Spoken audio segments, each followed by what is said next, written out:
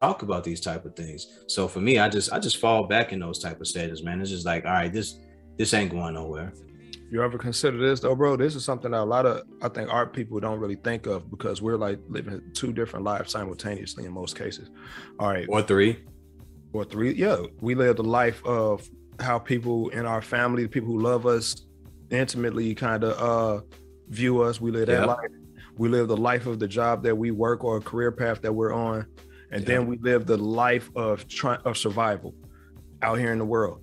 So like and the life of survival out in the world is really based on like where you grow up. Like if you grew up in Roseland. I was gonna say your social life. I was gonna say social life. So like you grow up in an environment where criminality is like the primary element, or you grow up in an environment where racism is the primary element. Then all of these different things kind of factor in for Black people more so than almost anybody else.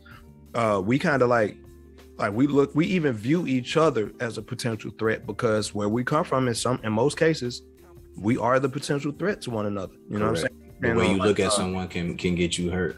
Yeah, what faction you may be from or look like you might be from. Staring too long.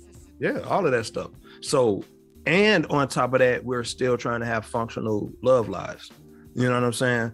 So like who you are to your, like how I'm viewed by my dad, how I'm viewed by my sisters, how I'm viewed by my kids. You know what I'm saying? Everybody viewed me as being like a leader. I got this leader energy. So they kind of view me as the fixer. I'm the solutions guy. I'm the guy who, you know what I'm saying? I'm the logical one. I go to work and I take on another leadership role. You know what I'm saying? I try not to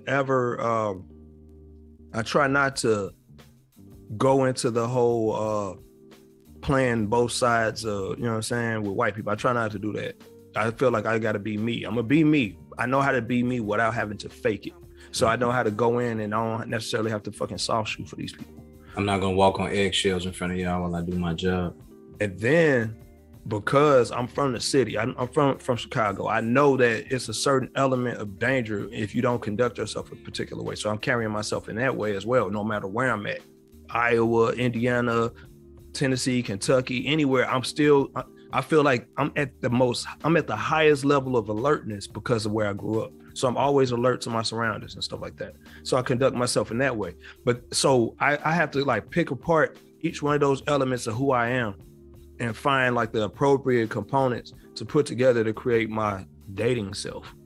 You know what I'm saying? Because if you're introducing a person into your life, it's a job you're offering them. And also you're auditioning for a role as well in their life. Absolutely. You know what I'm saying? It's not always about what they bring to you, but what you guys bring to each other. And to find that compatibility, a lot of times, I think a lot of people hit desperation and they be so thirsty for the attention because they lead with sex, as opposed to like just really sticking to their guns and saying, you know what, let's just figure out what makes us compatible before we go there. Yeah. Because a lot of times leading with sex is easy. Anybody can get it. And it will kill the momentum of whatever fellowship or relationship you may have with a person. Because if that's the lead, if that's how you leading, again, like we said in the beginning, if there is no real passion for that person or no real desire to want to be with that person and want to know them, you're gonna go then. Now what? Yeah, because post-nut clarity gonna kill all that. Yeah. Post-nut clarity, like whatever intentions you previously had to actually learn who this person is.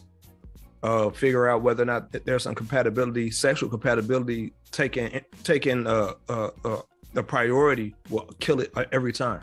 Because especially like because as men, we don't even realize that most of we don't need 2 hours to fuck. We don't need it.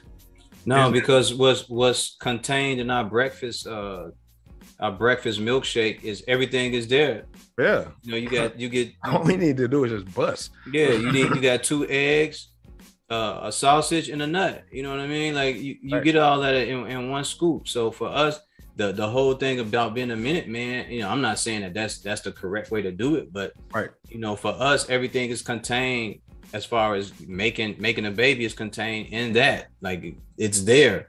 Yeah, there's no preparation. It's no preparation. No, it's not. For us extending the ability to go longer and have endurance and stamina is based on the fact personal. that that's not That's personal.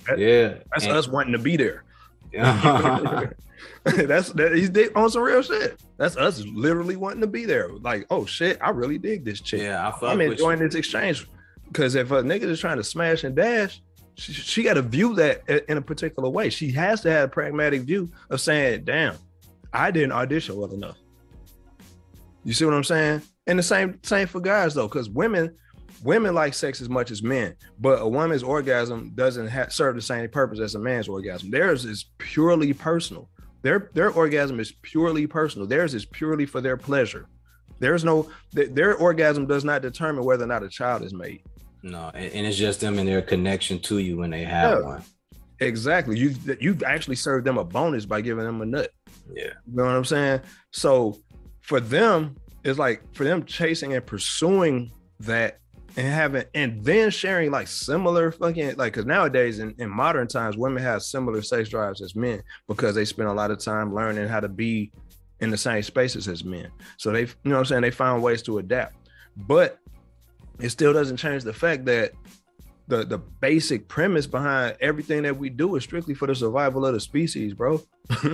Yeah. You know what I'm saying? It's all for the, like, all this other stuff is extra as hell. Like you want to find the best mate, the best candidate to produce a child with. Absolutely. But because you don't want to have a child with any defects or, you know what I'm saying, you want a child that's going to survive and thrive. You know what I'm saying? Because that's an extension of who you are as a species, as a mammal.